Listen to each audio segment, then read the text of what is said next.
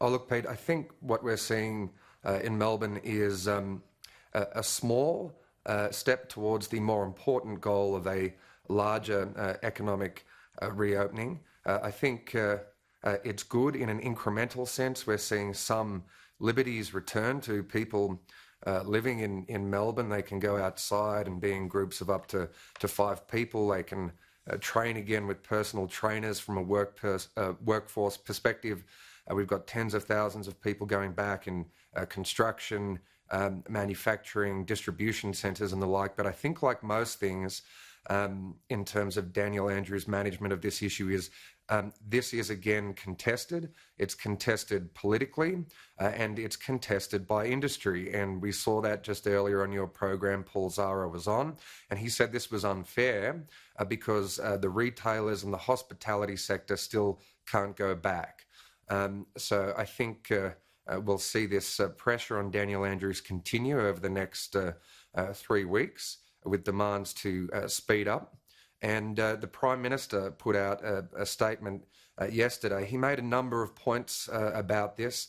The first point was, he said, when you compare what's happening now with the current caseload in Victoria to New South Wales was operating with an open economy with the sort of case numbers that we're seeing at the moment. So that was the first point.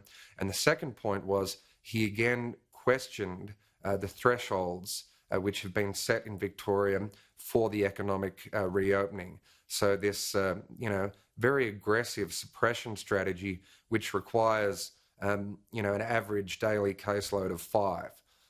So I think that Dan Andrews is going to be under pressure again to revise his strategy, but so far he's been pretty firm in sticking to the plans that he's outlined, Pete. What do you make of also, this is in the Herald Sun, the headline, "Shock at Mikakos Downfall." This is following that news on the weekend. Many have seen Jenny Mikakos as the sacrificial lamb here. What have you made of that decision, Joe? Well, I think it was inevitable that there had to be some level of political accountability.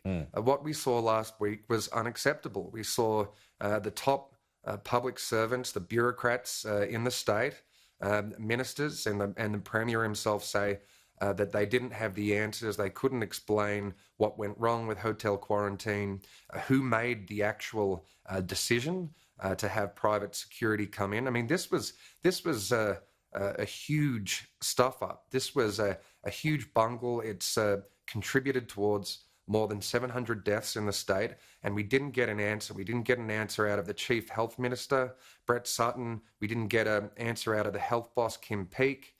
We didn't get an answer out of Andrew Crisp, the Emergency Management Commissioner. And so what we saw on Friday was Dan Andrews basically saying it was Jenny Mikakos. Jenny Mikakos, she was accountable to the Premier and to the Parliament over this scheme. And so once he did that, I think that the time was up for Jenny Mikakos, and of course she wasn't very happy about it, and she essentially accused the Premier of undermining her integrity, and she disagreed with some of his evidence before that inquiry. But at the end of the day, it was not acceptable for no one to have to pay a political price. Someone needed to pay that political price, and Dan Andrews, I think, ensured that someone had to pay that toll on Friday, and we saw that over the weekend. Does it end there, Joe? I don't know. I think that there will. I think there'll still be certainly there'll be a political fallout. We're already seeing that in the reporting today, Pete, with people saying Andrews has proved himself to be treacherous, not loyal to his own ministers. So potentially not. Yeah.